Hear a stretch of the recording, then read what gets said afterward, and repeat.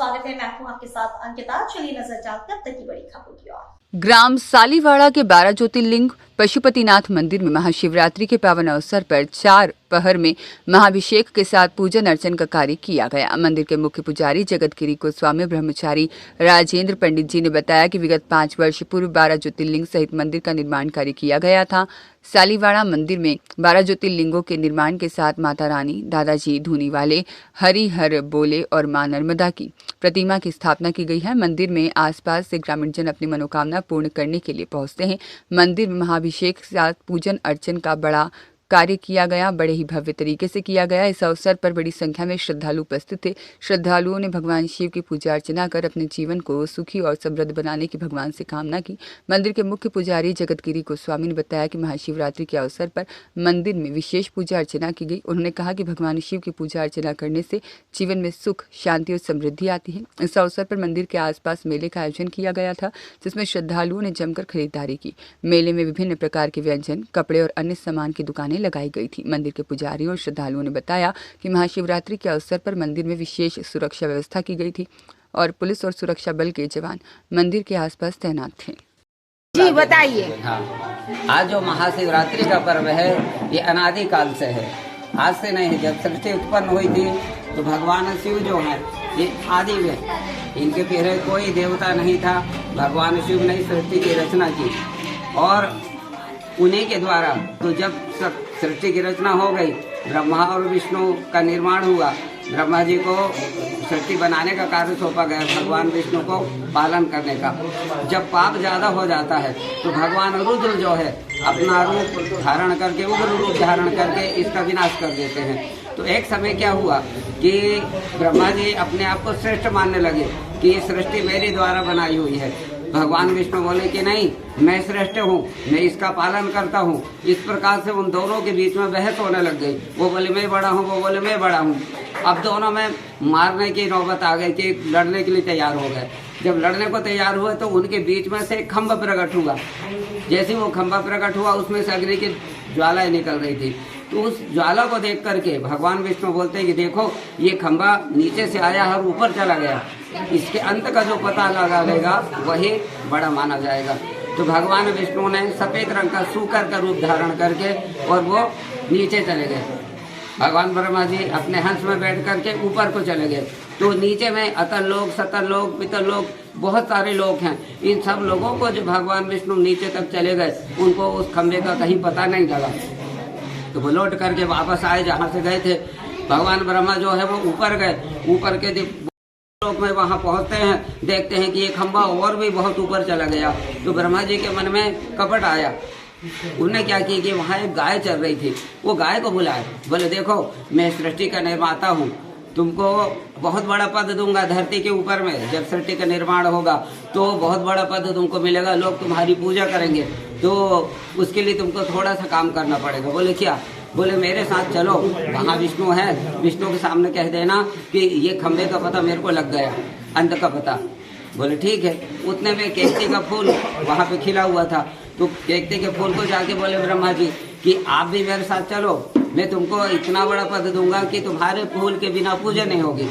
वो भी मान गया। वो दोनों आ गए। जब लौट करके आए नीचे तब तक भगवान विष्णु की बुद्धि शुद्ध हो गई। कहने लगे कि देखो ब्रह्मा, हम दोनों जो हैं, हम दोनों से पहले तो महादेव हैं, उनने हमारा निर्माण करे हैं। तो ब्रह्मा जी ने जो है वो भगवान शिव की निंदा करने लग गए कि वो कैसे बड़ा हो सकता है, उसका घर नहीं है, उसका द्वार नहीं है, वो कपड़े नहीं पहनता, वो शमशान में रहता, मुंडों की माला धारण करता, वो कैसे बड़ा हो सकता है।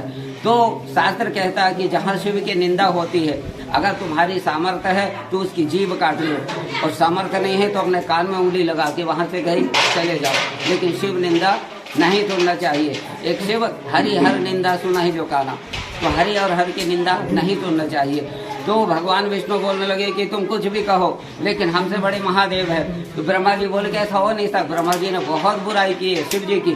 तब वो खंभा फटा, वो खंभा फटा, उसमें से भगवान शिव उग्र रूप से प्रकट हुए। कहने लगे ब्रह्मा, मैंने तुम्हारा निर्माण किया, ये तुम सृष्टि जो बना रहे हो, इस प्रकार की सृष्टि बनाओगे? ये झूठी गवाही लेकर के तुम संसार में क्या चलाओगे? इसी प्रकार का झूठा प्रपंच फैलाओगे?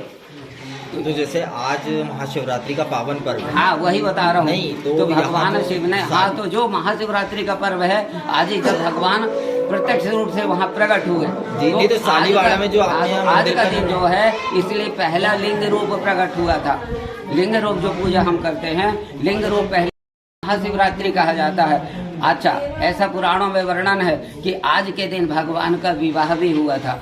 माता पार्वती ने कईयों वर्षों तक तपस्या करने के बाद में शिव जी प्रसन्न हुए और उनको अर्धांगिनी के रूप में स्वीकार किया। तो भगवान शिव जो हैं बारात लेकर के हिमाचल के यहाँ आते हैं, माता पार्वती के साथ भगवान शिव का विवाह होता है। ऐसे एक ही कारण नहीं है, महाशिवरात्रि के पर्व के बहुत सारे कारण हैं, क्योंकि भगवान शिव जो हैं आदिकाल से हैं, वही सृष्टि का निर्माण करते हैं और अंत में वह इसका विनाश करते हैं। आज ये क्या कर शिवरात्रि में आज क्या क्या पूजन के बारे में बताइए, क्या क्या होगा? शिवरात्रि देखिए, ये प्रलय के देवता हैं, एक आदि शक्ति और भगवान शिव, ये प्रलय के देवता हैं। जब प्रलय होती है तो घोर अंधकार हो जाता है, तो इसीलिए इनको प्रलय का देवता माना जाता है।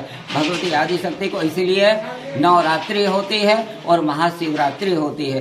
तो शिवरात्रि का जो है आज रात्रि जागरण करके और 4 पहर तक भगवान का पूजन किया जाता है। चारों पहर में, तो चारों पहर में अलग अलग अभिषेक होता है।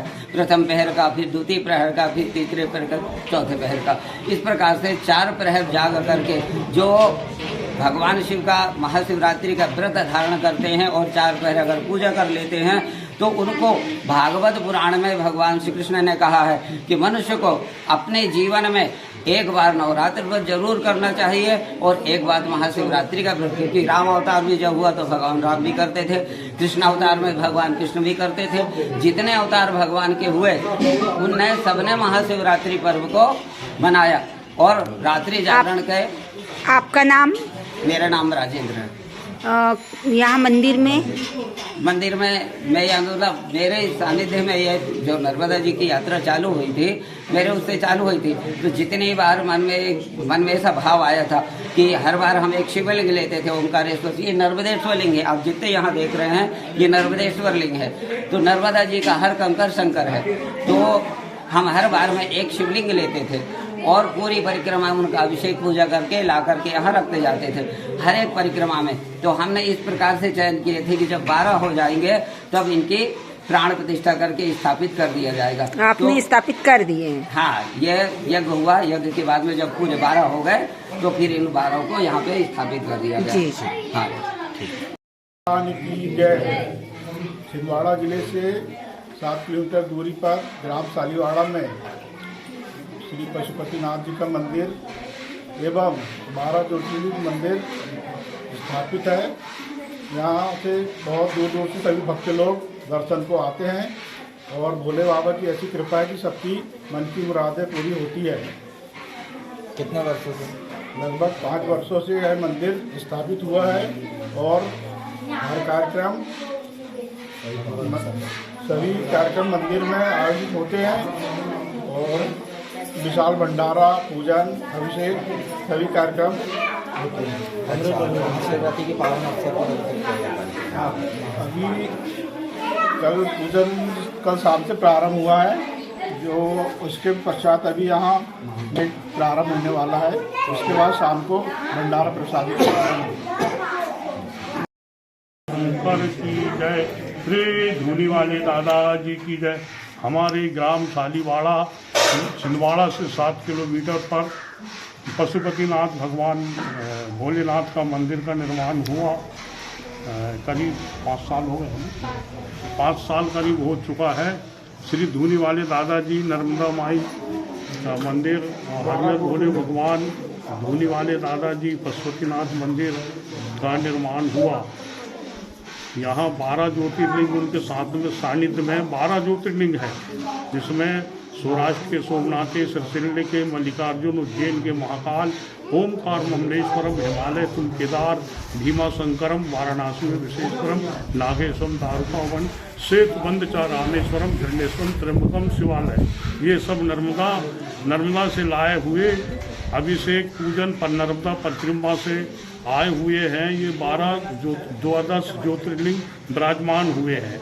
पशुपतिनाथ जो नेपाल में है, उन्हीं का स्वरूप यहाँ ग्राम सालीवाड़ा में निर्माण हुआ है।